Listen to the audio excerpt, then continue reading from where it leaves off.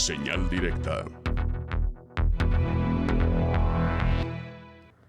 Estamos de regreso en la tercera emisión de Señal Informativa y me da mucho gusto recibir aquí en el estudio, y saludo también con mucho afecto al rector del Centro Universitario de Ciencias Biológicas y Agropecuarias, Carlos Beas Zárate, mi tocayo. Señor rector, bienvenido. Mucho gusto, muchas gracias. Pues señor rector, la segunda etapa en este encargo que tiene usted ahora, Así es. ¿cuáles son los retos? Los retos tenemos muchos de por medio. Mira, tenemos ahorita afortunadamente el 100% de la materia, digamos, de programas académicos acreditados, uno de ellos internacional. Uno de los retos importantes es acreditar otros dos programas, al menos, que son los más sólidos en el ámbito internacional. Tenemos un reto de infraestructura muy importante que es terminar un periférico en el CUCBA para ya poder cerrar completamente el CUCBA, construir los motivos de ingreso para poder, digamos, y ahora sí tener un mejor control en la seguridad. Aumentar la seguridad, por supuesto, tiene mucho que ver con el Sendero Seguro, que estamos trabajando muy de la mano con el gobierno de Zapopan, del cual hemos recibido un extraordinario apoyo, muy importante. Por supuesto, tenemos que hacer una reestructuración académica administrativa que nos permita ser más eficientes en el gasto y más austeros también al mismo tiempo. Y sobre todo tener mayor transversalidad en nuestros temas de trabajo, nuestros temas de investigación y sobre todo proyectar esta fase hacia la parte productiva, hacia el productor, hacia la parte externa en la vinculación y motivar mucho a los estudiantes para que puedan ellos tener la posibilidad de emprender su propia empresa. Este es un aspecto que es muy importante si recordamos el lugar que ocupa el estado de Jalisco en lo que es la producción agroalimentaria, pues creo que hay muchas oportunidades, por ejemplo, para todos nuestros programas que tienen que ver con esto, con la producción agroalimentaria. Si hablamos de un biólogo, bueno, pues puede tener penetración en el cultivo de hongos, por ejemplo, en la sustentabilidad del medio ambiente, de la tierra, etcétera, etcétera. Tenemos que ver si es la parte agropecuaria. Bueno, pues el ganado lechero, toda esta parte que tiene que ver con la engorda de productos de animales. Si hablamos de agronomía, pues ya no digamos, todo el cultivo protegido que tiene que ver con los berries y todo este tipo de cultivos que están dando mayor posibilidades económicas a la parte social. Tenemos que trabajar mucho con la parte del cuidado del medio ambiente.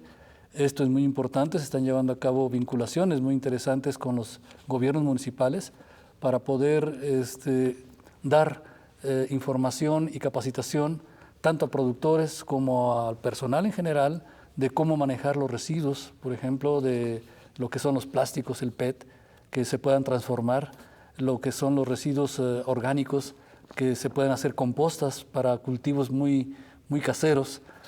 Talleres precisamente que tienen que ver con cultivos en pequeña escala. En fin, creo que tenemos mucho por hacer todavía. Hemos iniciado solamente una pequeña plataforma para poder desprender ahora sí ya en otros esquemas completamente diferentes. Señor rector, déjeme regresarme al tema de la seguridad. Sí. Antes había, digamos, un problema que tenía este centro, era la movilidad, cómo hacer llegar a los estudiantes al centro. ¿Eso ya se resolvió? Sí, mira, afortunadamente este es un problema que había sido un rezago por muy diferentes motivos, muy diversas razones, desde hace más de 30 años. Tuvimos nosotros la oportunidad de concretar ya un acuerdo con movilidad, digamos, del gobierno del estado anterior, y gracias también al apoyo del presidente de la FEU, Jesús Medina, que nos ayudó también mucho a empujar este tema, logramos concretar ya que el Citren pudiera llegar hacia el centro universitario. Ahí tenemos una estación, ya una terminal, que de ahí sale, va a la venta del astillero y regresa.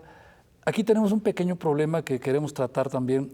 Hay un transbordo que se tiene que hacer en aviación y ahí se pierden entre 10 a 20 minutos.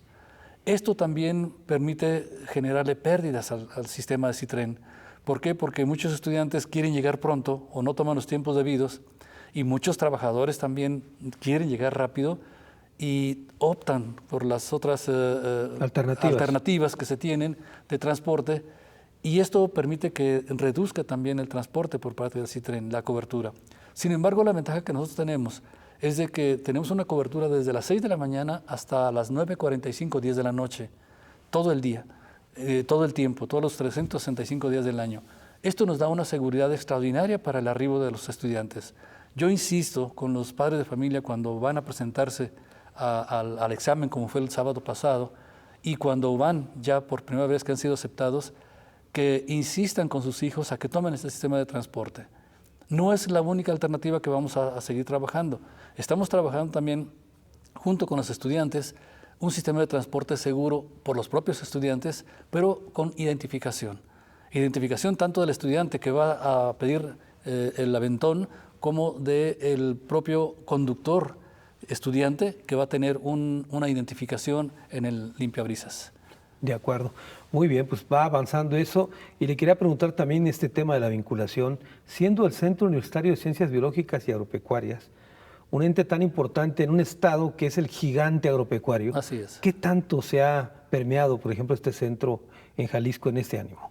Mucho. Mire, tenemos temas, por ejemplo, en el caso de la apicultura, la miel. Jalisco es uno de los principales productores de la miel.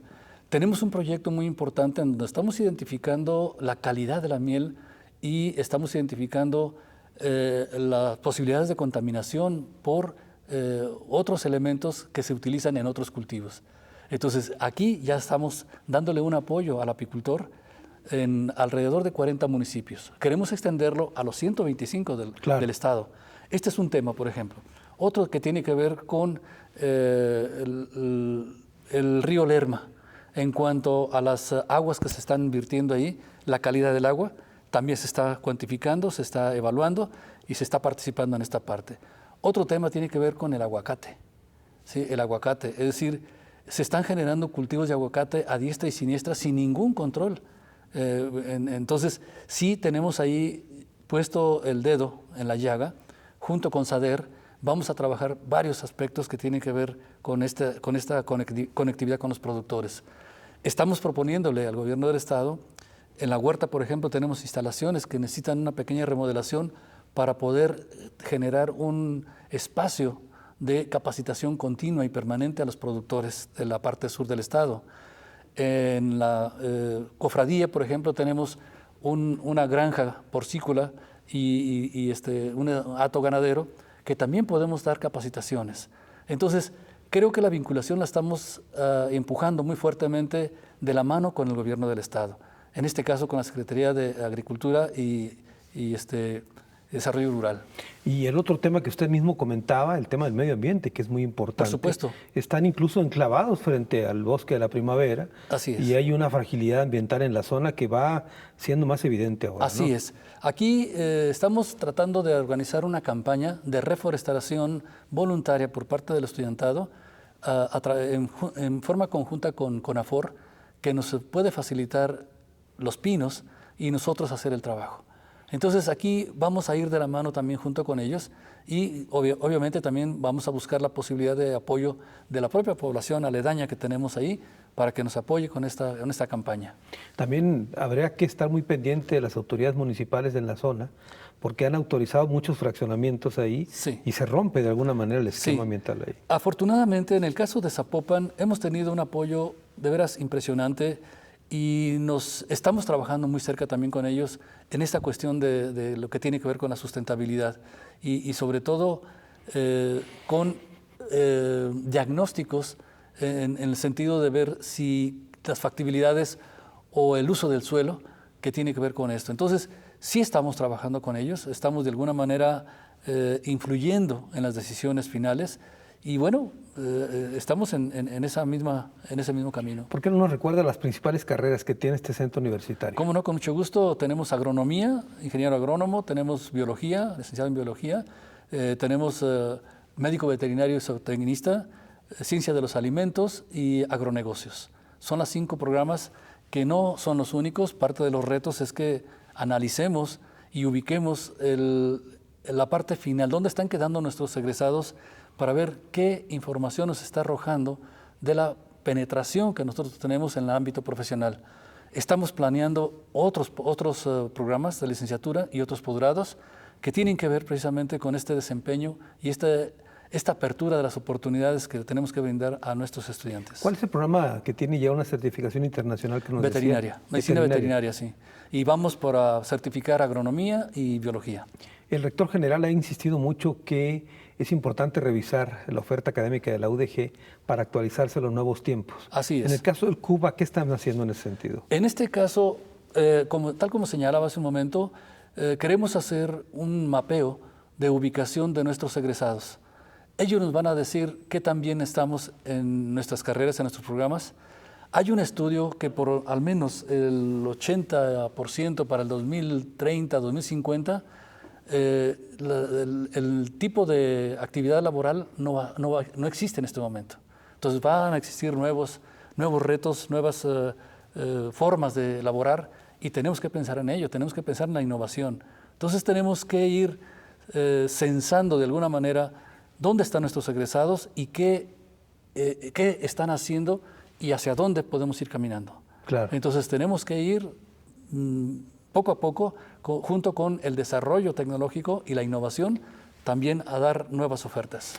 Me dice que van a hacer un censo, pero de lo que usted tenga conocimiento, señor rector, ¿nos puede contar algún caso, algún egresado, alguna situación especial?